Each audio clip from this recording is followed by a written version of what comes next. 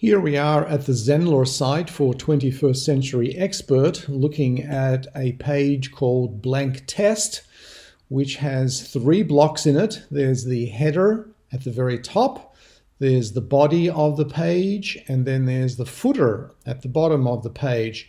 You'll see in the body of the page, nothing is there.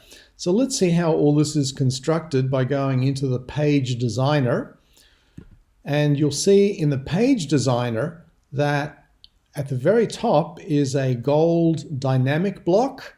The body is a blue block with no content. And the very bottom of the page is another gold dynamic block for the site footer. We want to insert an image into the body of the page, so we need to have a container which will be the row first of all. So we'll add a row, and when we click add row, we're taken to a page that gives us choices of several types of rows with different numbers of columns.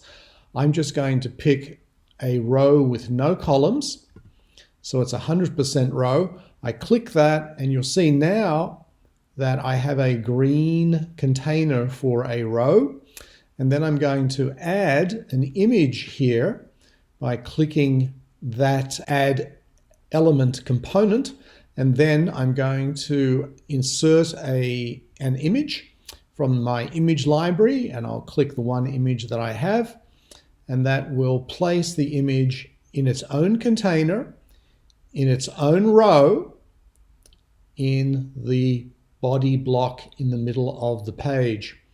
So that is the construction of a very simple page in Zenler.